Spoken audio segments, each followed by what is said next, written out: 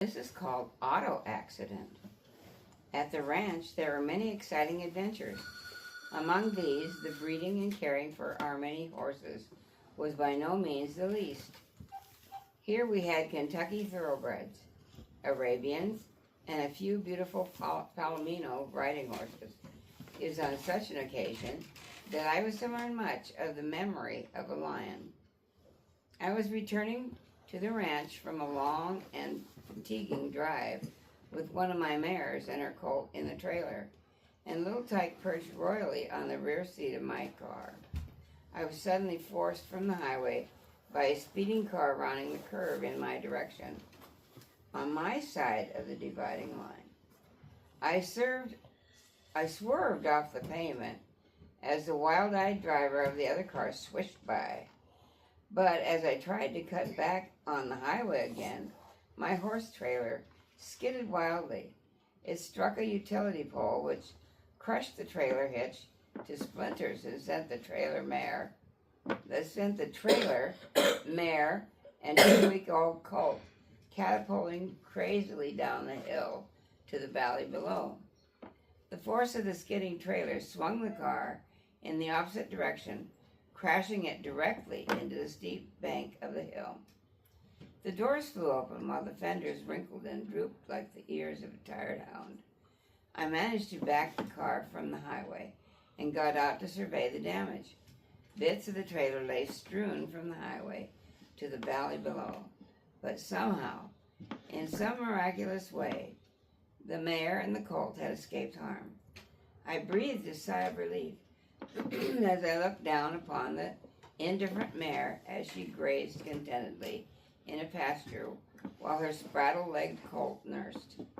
Little Tyke was missing from her perch on the rear seat and was nowhere to be seen. Fear grew within me that she might be seriously injured and had to crawl away to die. I searched the hillside below for 100 yards in each direction with no results. Then, as cars with curious people began to gather, I hurriedly crossed the highway and ran up the hill. It was here, after what seemed like an eternity, that I found little Tyke, lying wide-eyed with excitement under the low, friendly limbs of a huge Douglas fir.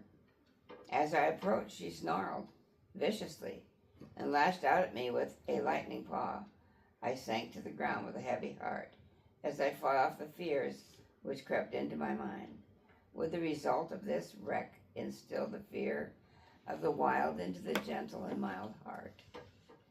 Could the fruits of our 2½ years of loving care be instantly changed into a massive, spitting fury? Cynical prognosticators had forecast that someday she would turn on me, but I still could not lose my confidence. As the day faded into night, I finally coaxed the frightened creature down the hill and into my car.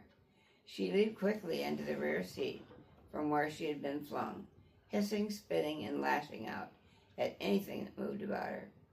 Night closed in around us as I hurriedly employed fence rails to bend fenders and tie rods back into shape. It was a long and torturous journey home through the dark as the car limped and lurched at every turn. Those sharp claws lashed out at me with every turn and whenever I applied the brakes. At home, I didn't tell Margaret everything. I changed from the brown gabardine suit I had been wearing to khakis, which I usually wore at the ranch. Little Tyke seemed quite settled, so I prepared her food and put her to bed. Then I quickly readied one of the ranch trucks and went back to pick up the mare and the colt. The next morning I was grateful to find that little Tyke had regained her gentle disposition. I was not to learn until many weeks later that little Tyke associated the accident with my brown gabardine suit. I later put on the suit and she instantly snarled and struck at me in raging fury. So I gave up the idea of going anywhere with her that evening. When I changed back into khaki, she immediately whimpered and eagerly nuzzled me. I understood now. It was the brown suit that had hurt both of us.